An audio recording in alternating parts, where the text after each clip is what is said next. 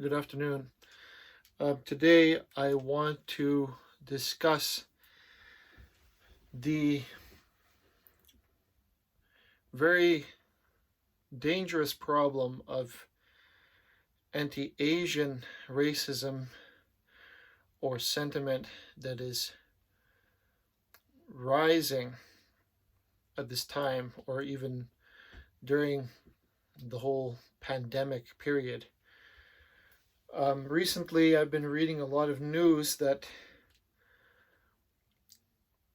showcases the attacks on Asian Americans, Asian Canadians, because of the racial, the racist sentiments that's growing against them because of COVID, against Chinese. And so today I want to just take a few moments of your time to explain why it's foolishness, and it will lead to nothing but more division amongst our people, which nobody is crediting. Nobody is crediting the progress that we made to get to this point. All they're concerned with is destroying what we used to have and enjoy before the pandemic. Okay, so let us get into it.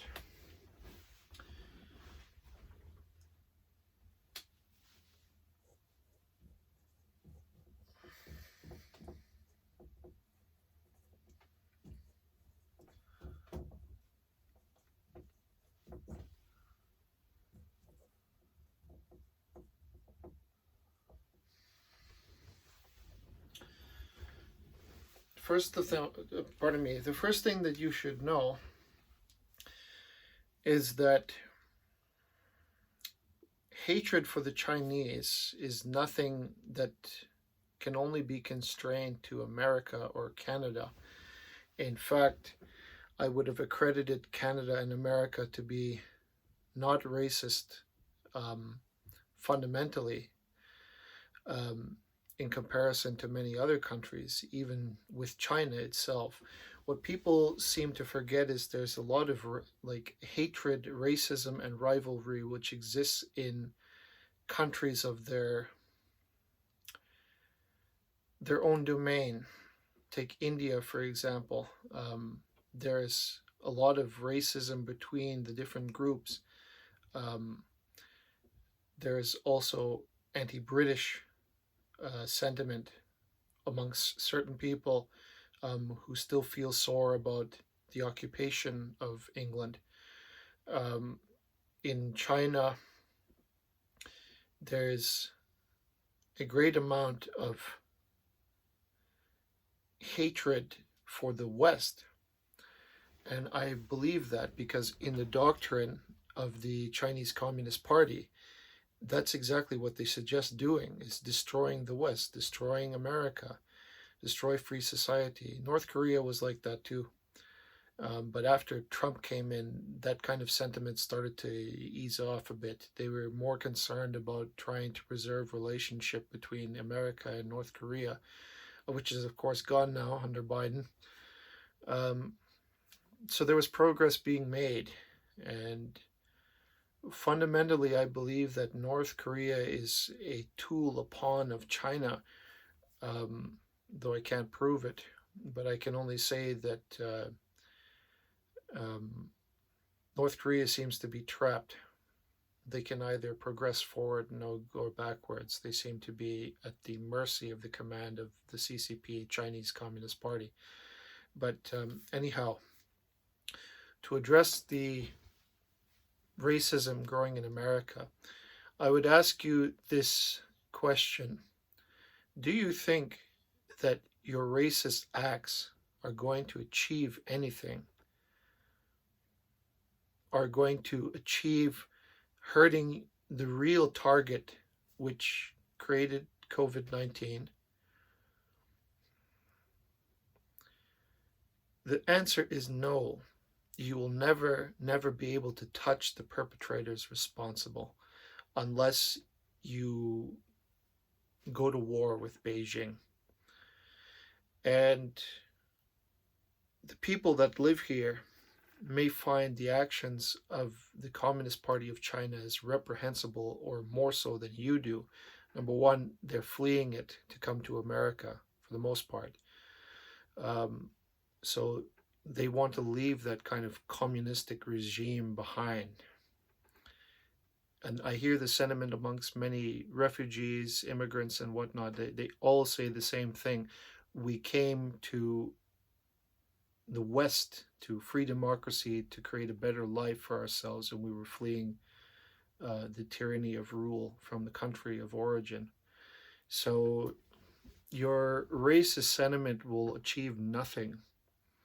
It won't harm in any way those that are responsible for the great crime of COVID. So I would only ask that world leaders hold China to account and stop playing games and skirting the issue that China wasn't responsible. China, the Communist Party of China more specifically, should pay for the crimes of genocide, should pay for the crimes of murdering millions of people worldwide with this pandemic, and for failing, most of all, for failing to inform the world, but rather lie about what they knew and suppress information that they knew in order so that the world could act more quickly and perhaps saved lives. They failed to do that, which shows the sentiment from where they're coming from. They care not about the lives lost. They care not that society is fractured, destroyed, damaged, economies. That you look at the way that Jordan Peterson taught us to look. You look at the result and then assume intent. And I say to you, this is what China intended, the Chinese Communist Party. This is what they intended. The world locked down, everybody in chaos, economies dying, so that they can be the supreme power. Nothing more, nothing less. So I want you, if you're watching this, I doubt you be a person who is racist against Asians, but nevertheless, I want this to be heard. Asian people, for the most part, no, let's not go down that road. That sentiment of racism was created in you on purpose. It was one of the calculated results of the pandemic, because people that scheme behind the scenes will think about such things. And what you have to realize is that it is a weapon of division, because they're trying to create, by them, I mean the Chinese Communist Party is trying to create war with the entire world to decide who will be the supreme power. And you will find that in the future, when our societies have been completely subverted and completely eroded away, and then there will be nothing left but Chinese influence. And I believe that, sad to say, because it already exists now. And I'm not a conspiracy theorist or anything like that. I just read and read and read with dismay, with pity, with ultimate regret that this sort of thing can happen in free society in North America. But it is. It's done. The battle is almost lost. So there's no point in denying it any further. We must come to the truth. And the truth is, because we're at war, but we don't know we're at war, we're very vulnerable. Excuse me.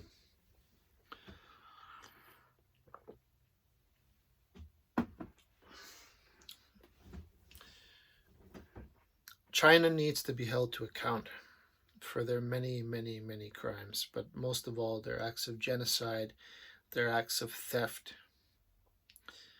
their acts of subtly subverting America or any country that they desire, that they want to subvert. Those crimes are There is no word in English strong enough to condemn it, because it comes from a very inhuman sentiment in our nature, the most evil kind, the one that you see a peaceful society and you think, how can I destroy that and take control of it? How can I undermine it? How can I manipulate it so that they can talk as I wish or go in the direction I wish? This is the kind of people that have brought us to this point. They think about power and nothing more. They don't think that the original thing that's there, that beautiful free society, democracy, growing strong, growing to produce freedom, is important. In fact, they stand against that sentiment. They stand against that ideal. They stand only for themselves, for selfish pursuits, and everything that I've seen points that they have only more and more ingenious and creative methods to undermine us and to make us weaker and more divided. So the first thing I would say, admit to yourselves, anybody who watched, that China has started the next great war. A subtle war, a cunning war, a quiet war, silent, invisible almost, but not invisible for those that want to look.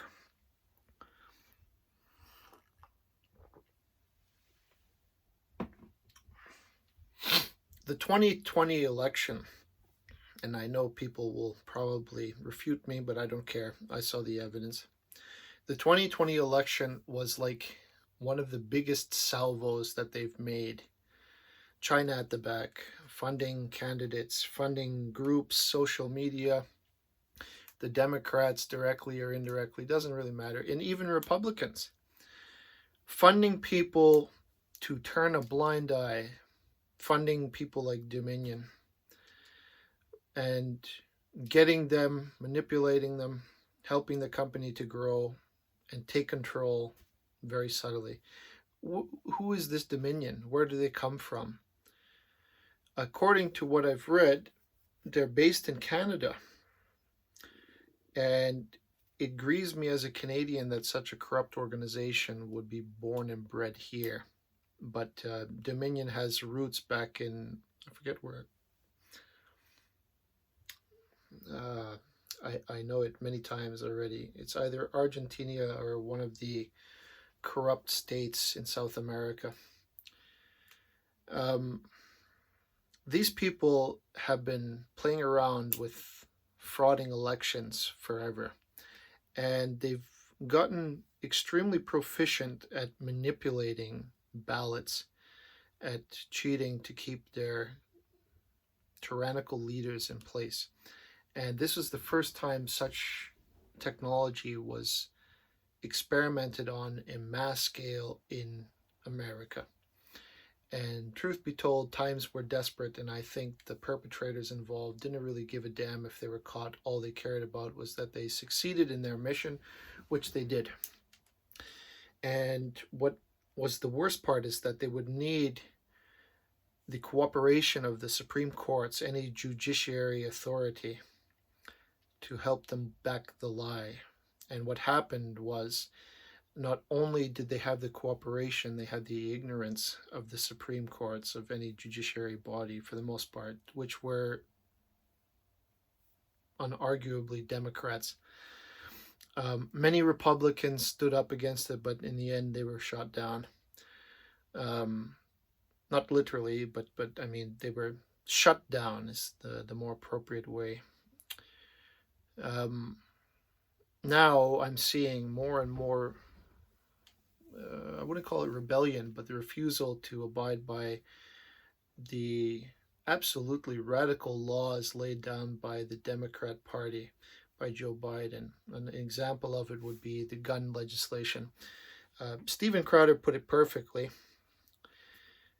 The gun registration can never be enforced. It's been around as old as America was founded. And the reason is that citizens must always have the right to protect themselves from tyrannical government. And it doesn't matter what sort of political inclination or bias you have, that fundamental right needs to be protected. because the government by themselves already is quite a powerful machine. And the balance is that the people need to be able to defend themselves if necessary. So Arkansas has just very, very blatantly pointed out that they will refuse to obey any federal jurisdiction over the gun matter and would refuse to obey any laws pertaining to the radical gun restrictions that Joe Biden is proposing. So, and I think Texas will follow suit, or they are already, and many other states may do so. Whether they have already or not, I don't know. But the one thing you need to ask yourselves, why is the state taking such drastic measures, drastic action in order to establish tyrannical control? And the reason is they're already bought. They've been more or less instructed to do so, because I never believed that Biden is his own person. I always believed he was a mouthpiece for some darker power. And now I know that that power is the Chinese Communist Party power. He's nothing but a puppet obeying. He's a puppet on the strings. Even Kamala Harris, but I think Kamala Harris has her own radical ideas to be put in place. But right now they just need a guy to sign executive orders to pass more and more tyrannical laws to keep the people down. More COVID restriction, more gun restriction, more travel restriction, and so on. Economic restriction, everything they can do to weaken America and to undo the gains that Trump made for them. So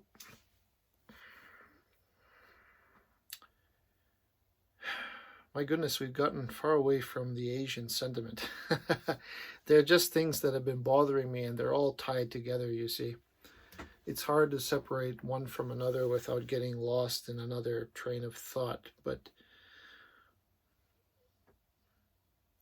the key is that we are at war with China, and we can't do anything. See, this is what happens. If we allow division to take us over, and we allow ourselves to separate into many, many groups and fragment, we're not going to have the capacity to wage war when it comes, and it is coming. I look at D-Day in France. How could they have liberated Europe if they did not join? And there was a great sentiment for those groups to be against one another. But in the end, they did join out of desperation, betrayal by Hitler on the part of the Soviets, and eventually did unite enemies, you could say, temporarily, not long, just enough that they could win the war. And then when Germany got surrounded, then eventually it fell. So the point is that division is a tactic by the enemy in order to create chaos and confusion within the country that it's trying to corrupt. And if we give in to it, we will be weak and easy to take blindly. In the confusion, we won't even know what's happening. It's already happening now.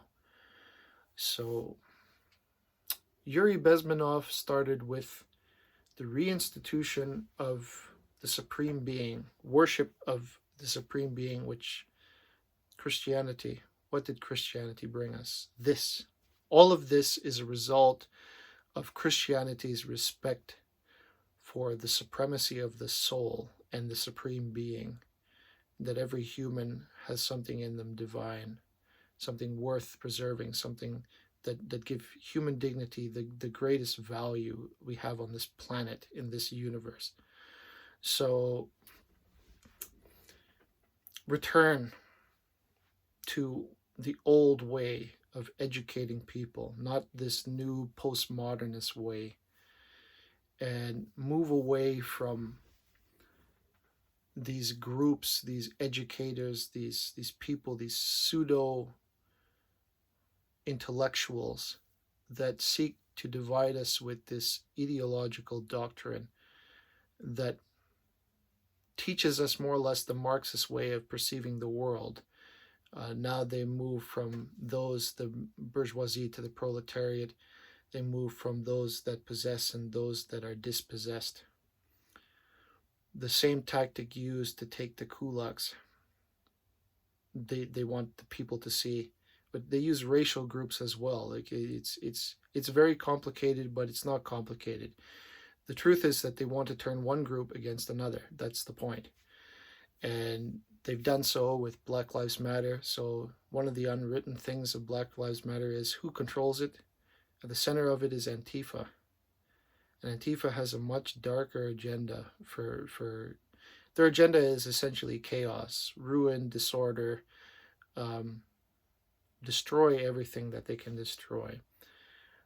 Defunding the police, again, another. Everybody fails to see the logic of these systems which have been in place, and the futility in destroying them, because once you destroy them, something else has to take its place.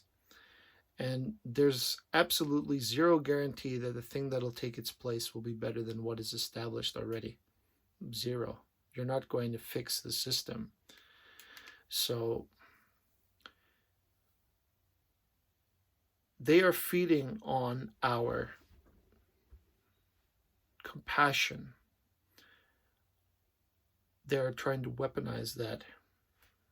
And we have to be careful, because that compassion can turn to things like the cancel culture, where someone somewhere will be offended and then they'll shut down dialogue somewhere else.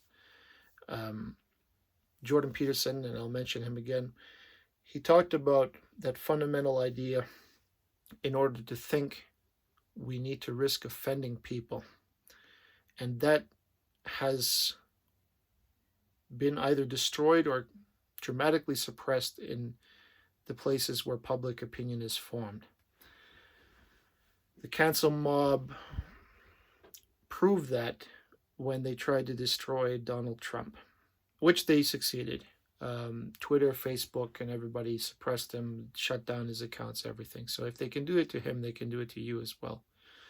So the suppression of the truth, you look at YouTube, you look at Instagram, any dispute against COVID, they shut it down immediately. You're not even allowed to have a dispute about it. Anybody that has any legitimate claims or any dispute with what's currently going on, which is a blatant violation of the freedoms and rights that we all enjoy, like the right to conduct a business, the right to visit family, and so on and so on. It goes forever. All these politicians are doing is exploiting new ways to grab power. And COVID is like that great social experiment that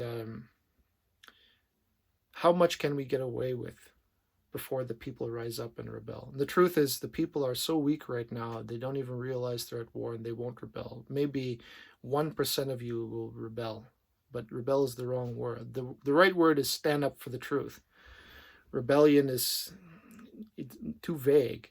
Stand up for the truth. Stand up for what's right. Stand up for what you know is not correct, not right at all.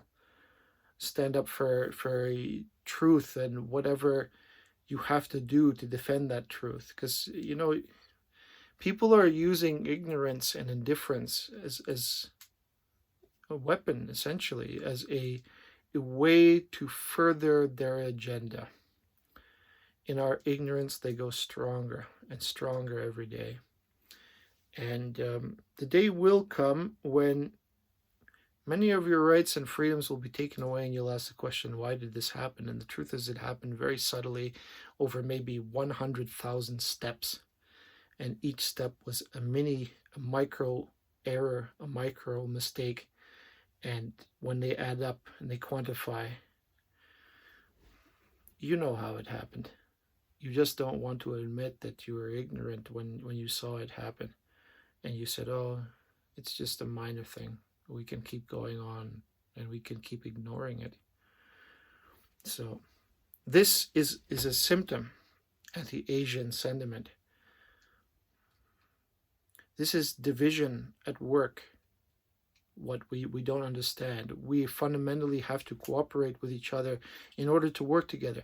How will we get back to square one after if the pandemic ever ends, which I doubt it, but if it does end, how will we get back to working with each other? They want fighting. The malevolent forces that are attacking this country, the country of Canada, the United States, the two brothers, and even then they're divided now. And how do we get back to what we were before? You know, we have made great gains in showing that we as a country are fundamentally not racist. And you can ask anybody that comes from abroad, they know what real racism is. Racism is that intent to kill those groups that you don't like, that you hate. Hitler is racist.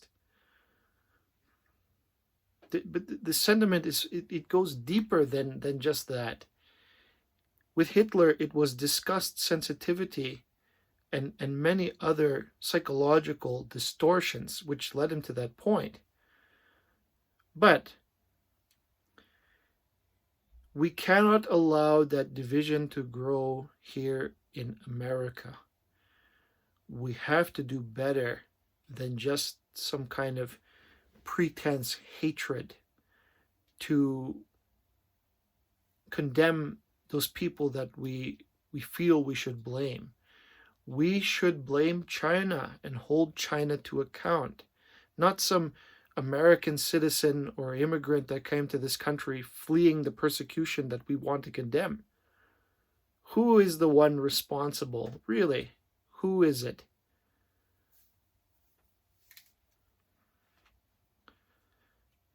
Anyhow, maybe this is just talking in the corner of a house and it means nothing. But I'm hoping that many of you saw the same thing that I do and understand that the tactics of Chinese are always about cunning. They are not the type to lead a direct assault because they know that in a direct assault they'll fail. I call them the paper tiger. Pet them, they'll go down, fold like paper. The Chinese will never, ever risk direct attack. They might now, if Biden is going to weaken the military and other things. But as I see it, Trump already invested quite a bit of money, $1.2 trillion or more, into rebuilding the American military. So the Americans are not weak militarily. If you want to engage them, the commander-in-chief, I think, only has so much power. The generals may have discretion at that moment, but maybe not. I'm thinking that presence in the Pacific by the Americans is very much needed to control the quiet annexation of other countries by the Chinese, the obvious building of military islands, stealing sands from the shores of Vietnam to erect islands all over the Pacific for military purposes. We are very much at war, whether we'll admit it or not. The Chinese know that Biden is too weak a leader to engage directly in war. So right now they'll be scrambling to build and build and build and subvert America more. Pay off more politicians and God knows schools to indoctrinate more kids. I don't know. It's just, it's such a tragedy to me that it cannot be punishable as treason, because it is so. To teach kids about postmodernism and Marxism and all the ideological insanity that can lead to nothing. It is a crime of treason, in my humble opinion, and it needs to be put to an end. Under Trump, it was. They were doing it already. The sentiment was turning. The tides were turning against them. But now under Biden again, we're under Democratic rule. Democrat, not democratic, Democrat rule. We're returning again to socialism. So, it was amazing when Yuri Bezmenov was talking about that there are disturbed personalities within the society that will be against against the fundamental root of that society that will help your enemy to infiltrate the country. And they do exist, and they are not a small number of people. They're massive, and they grow every day, every year. They're more and more powerful. So how to stop those people? We could put them in prison, but nobody wants to put them in prison. They let them continue as protests, as activists. But they're the real danger that society faces. They're the same ones that say defund the police because they don't want the police in the way to protect us, to defend people. So anyhow, this video has gotten too long. I would like to thank you for your attention. I'm sorry for straying a few times over the subject. Just believe me when I tell you that I understand. But I urge you, please, the enemy is not, it cannot be punished in such a superficial manner. You understand? The enemy, I mean, you will accomplish nothing with this. Your real enemy sits in Beijing. And there they plot to release the next pandemic, the next virus, or another way to destroy us. Maybe God knows what they're dreaming up over there. All so that they can control everything. Or they can be the ruler of the ashes once they've destroyed everything. So keep it in mind. Hold back your anger or save it for those that truly deserve it. If we go to war with Chinese, you'll need your strength, believe me. So, anyway, bye-bye.